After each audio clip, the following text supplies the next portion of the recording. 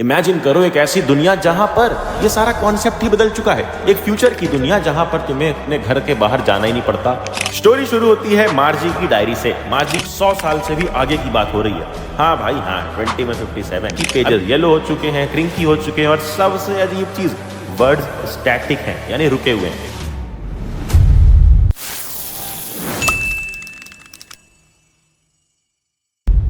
The fun they had by Isaac असीमोव।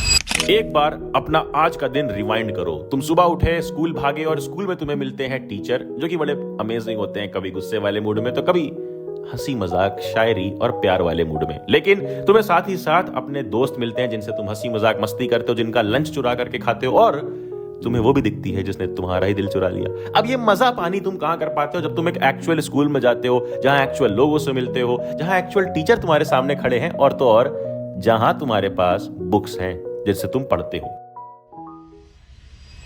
लेकिन imagine करो एक ऐसी दुनिया जहां पर यह सारा कॉन्सेप्ट ही बदल चुका है। एक फ्यूचर की दुनिया जहां पर तुम्हें अपने घर के बाहर जाना ही नहीं पड़ता।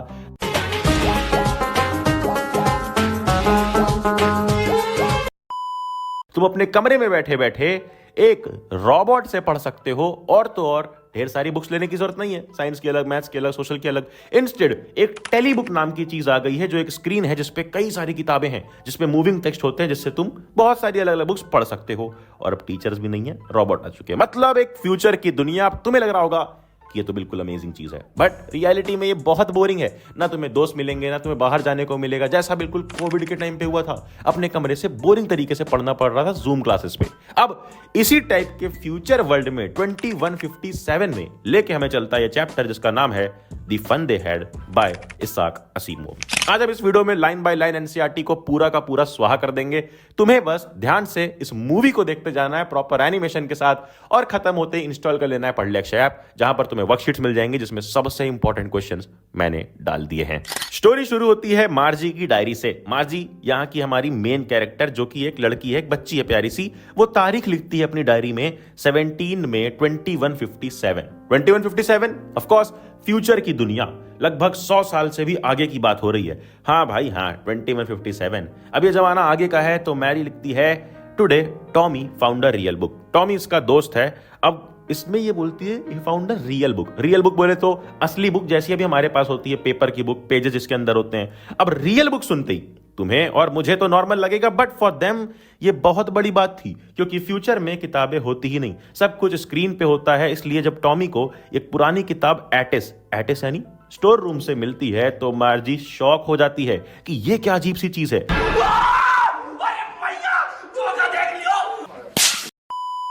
जैसे आज के टाइम पर हमें कोई पुरानी सीडी, डीवीडी या कैसेट मिल जाए तो हम भी शॉक में पड़े होते हैं। अब वो देखती है कि पेजेस येलो हो चुके हैं, क्रिंकी हो चुके हैं और सबसे अजीब चीज वर्ड्स स्टैटिक हैं, यानी रुके हुए हैं। ऑफ कोर्स यार, अब हमारी किताबों पे वर्ड्स रुके हुए होते हैं। कोई कंप्यूटर या फिर उनके जमाने के टेली बुक्स की तरह वर्ड्स मूव थोड़ी करते रहते हैं।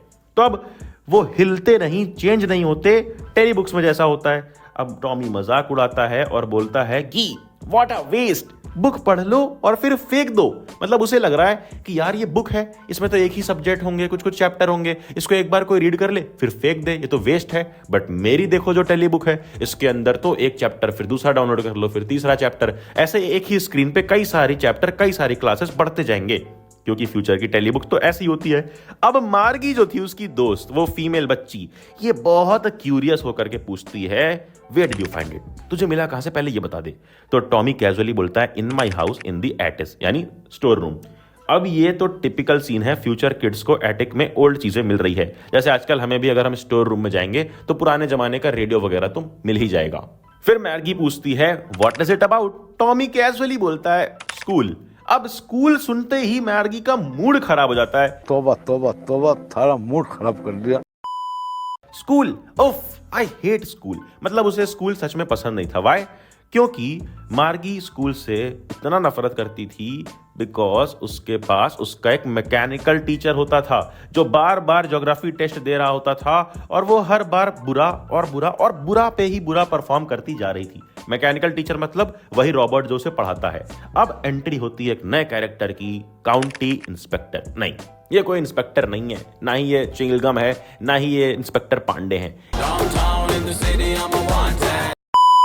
ये है काउंटी इंस्पेक्टर। मतलब इमेजिन करो एक गोल मटोल सा आदमी रेड फेस वाला हाथ में एक पूरा टूल बॉक्स लेकर के आता है और वो मार्गी के घर आकर के उसकी मॉम उसको बुलाती हैं क्योंकि मार्गी का परफॉर्मेंस बहुत खराब हो रहा था। बोले तो एक रॉबोट उस बच्ची को पढ़ाता है। अब रॉबोट में इतना दिख रहा है कि उसके टेस्ट में मार्क्स खराब हो रहे हैं, तो उसकी मम्मी सोचती है कि यार ये मार्क्स खराब क्यों हो रहे हैं, तो मुझे एक एक्सपर्ट को बुलाना चाहिए। तो एक ऐसा एक्सपर्ट जो ये रॉबोट्स बच्चों को पढ़ाते हैं उनको रिपेयर कर पाए, उनके अंदर के सॉफ्टवेयर को देख पाए, तो उसको ही बोला जाता है काउंटी इंस्पेक्टर। अब जो काउंटी इंस्पेक्टर था वो बिल्कुल फ्रेंडली था, बढ़िया आदमी था। मार्गी को आकर के एक छोटा सा एप्पल देता है, सेब, कि तुम खाओ, और फिर वो मैकेनिकल टीचर को खोलता है। उसके अंदर डायल्स, वायर सब निकल आते हैं, जैसा एक मशीन को खोलते ही निकलता है। मार्गी सीक्रेटली विश करती है कि प्लीज गॉड इसको वापस ठीक मत करना, लेकिन इंस्पेक्टर तो एक्सपर्ट था। वो काउंटी इंस्पेक्टर फटाफट से उस मशीन को 1 घंटे में ठीक कर दिया। अब मशीन फिर से एक ब्लैक सी अगली स्क्रीन की तरह खड़ी हो गई, ready to torture Margie again. और मार्गी का तो बिल्कुल मुंह ही उतर गया। अब वापस आते हैं टॉमी और मार्गी पे। टॉमी प्राउडली बताता है this book is not about our schools stupid, ये तो सेंचुरीज अगो वाले स्कूल्स की कहानी है।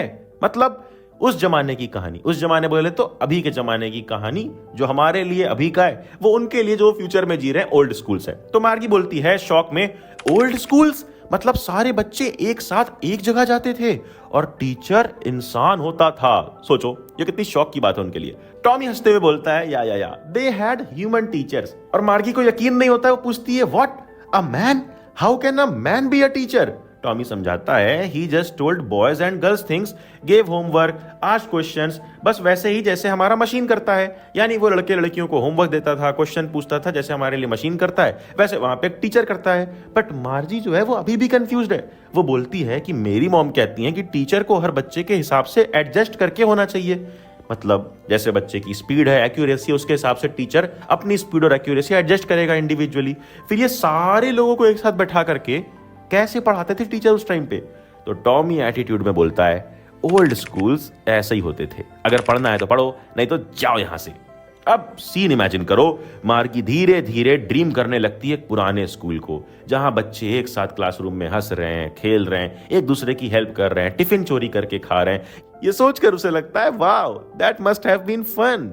मतलब वो मार्गी सोच रही है कि उन्हें कितना मजा आता होगा ओल्ड स्कूल्स में, यानी जो अभी हमारा करंट टाइम का स्कूल्स है। और सच में हमें मजा आता है, हम जाते हैं, मस्ती करते हैं, मजाक करते हैं और पीरियड्स में पढ़ते भी हैं। बट उन फ्यूचर वाले बच्चों का सोचो यार, जो एक कमरे में ही पढ़ रहे हैं। जैसे हम कोविड में ऑनलाइन पढ़ते पढ़ते बोर हो चुके थे, अकेले मस्ती करने के लिए हमारे पास दोस्त नहीं थे, हम जाते नहीं थे बाहर, हम परेशान हो गए थे। बस बिल्कुल सेम उसी लेवल का परेशान हमारी मार्गी है, क्योंकि रियलिटी बहुत हार्श है। मार्गी का स्कूल एक कमरे में है, उसके बेडरूम के पास मैकेनिकल टीचर रोज एक ही टाइम पे ऑन हो जाता है, सैटरडे संडे को छोड़ देता है बेचारी को, मंडे टू फ्राइडे पूरा टॉर्चर कंटिन्यू होता है। आज का लेसन स्क्रीन पे फ्लैश होता है कि आज हमें ये पढ़ना है, जैसे Today's arithmetic lesson is on fractions. Please insert your homework in the slot.